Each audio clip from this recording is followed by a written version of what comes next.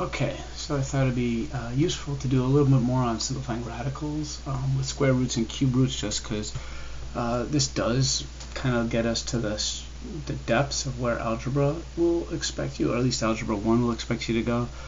And of course, you do need to understand irrational numbers when you get into geometry. When we work in that course, there are a lot of radical simplifications that need to happen. And so if you remember from the last video, kind of this perfect square technique allows you to kind of quickly move it, but we can also use perfect cubes in the same manner. So here I have the list of the perfect cubes, and I'll go through it as I do it. But let's just get right to it. So as I told you, factor out a perfect square, right? Anytime you're factoring something, the perfect square should be the first factor, and then what's left over kind of be the next factor up here. So it doesn't really matter what I'm factoring up here, right? But the perfect square comes out first. So what's a perfect square that goes into 24? We go to our list. Of course, half of 24 is the best place to start at 12. Of course, 9 won't go in, but 4 does go in, and put the perfect square here, and we're left with 6. And then I know I'm going to be adding this group, so I'll kind of keep them separate, but these two equal that, and the square root of 4 is 2. So I have 2 square roots of 6 plus whatever I get when I factor this. And again, the square root of 54, I go to half of that, it's about 25. That can't go in. 16 can't go in because it goes into 48. 9 goes in. Look at that. And something else that's really something to think about, typically when you're getting these problems, the factor they have over here should be pretty close to the same factor over here if it's going to be able to be combined, because if these two are the same, then we just add these two coefficients. And what do we have here? We have 3 square roots of 6. So now that these are the same, we can just add the 2 and the 3, and we get 2 plus 3, right? We add the coefficients times the square root of 6, which just equals 5 square roots of 6. All right, now we'll move a little bit quicker as we go through these, just because this isn't too bad. If I distribute, right, which is what parentheses always tell us to do, if hopefully you remember all that. But you distribute, you get the square root of 50 minus the square root of 75. Now, what is the square root of 50? Well, we can factor out the square root of 25 times the square root of 2 minus, I can factor, well, again, the square root of 25 minus the square root of 3. Uh-oh, it looks something different here. Let's see. So I factor this. I get 5 times the square root of 2 minus the square root of that, 5 times the square root of 3. And in fact, I cannot do anything else with this because these are different, except one thing. Remember how we distributed? I can factor out the coefficient, and I'll draw an arrow here. So what's common to both the square root of 2 and the square root of 3? This 5. So I could organize it either like this or like this. Really comes down to what your teacher or what you feel comfortable with. Both are acceptable, but you should be aware of both. So over here we have 1 over the square root of 36 minus the square root of 6. So what does this equal? Well, what's the square root of 1?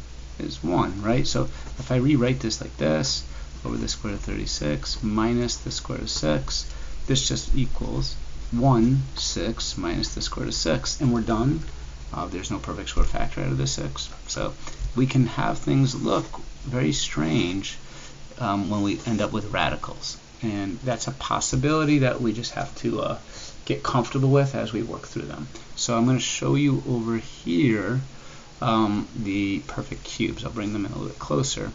So we need to come up with, these are like 1 cubed, this is obviously 1 times 1 times 1 is 1, 2 cubed 8, 3 cubed 27, 4 cubed 64, but it just shows you that there's 3 of the same numbers, just like perfect squares for 2 of the same number.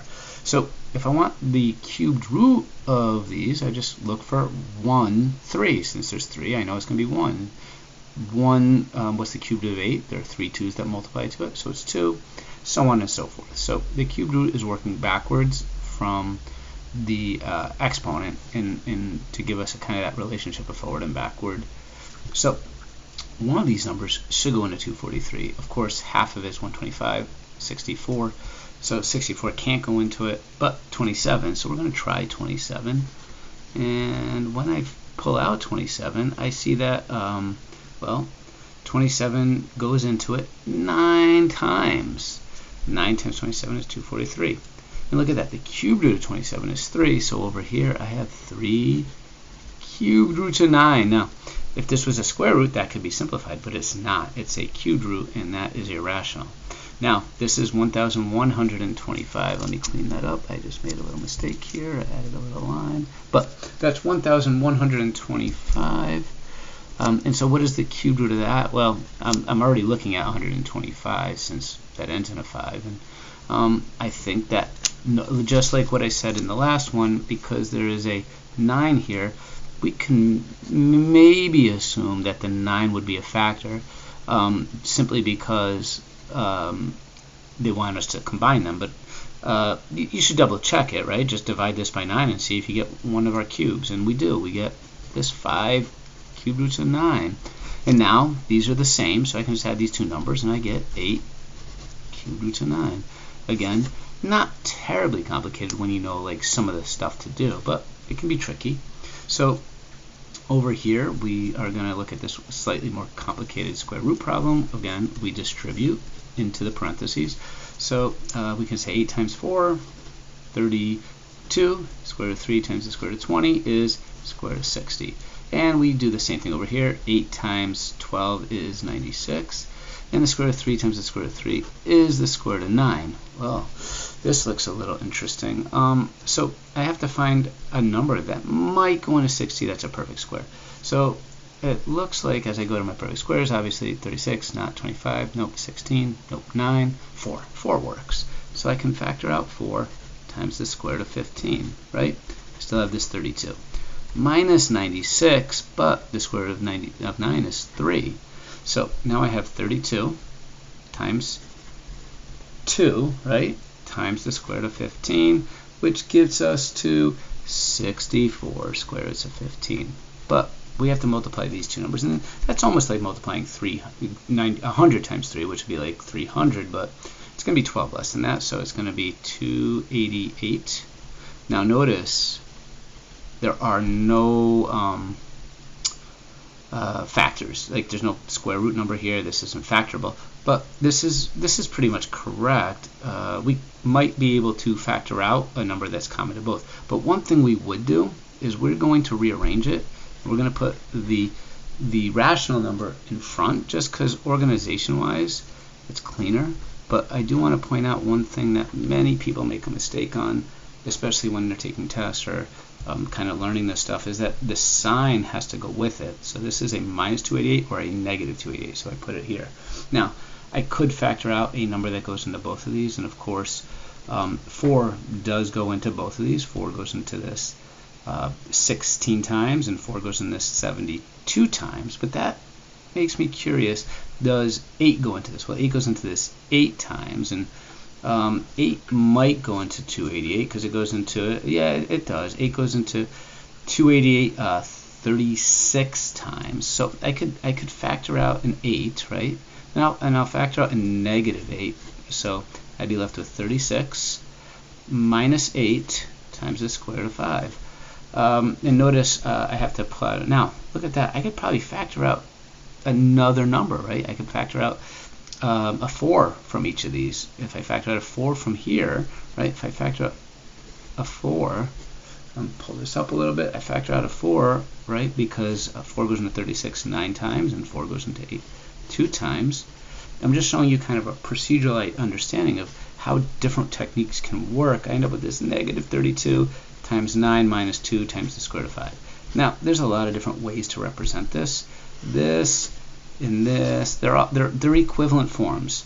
And this also, so it really comes down to the presentation in the question of how it needs to be shared. So you should be familiar with all those. Now, here's one more perfect cube, and it's pretty straightforward and pretty simple when you know your perfect cubes, and that's why we have the list right here.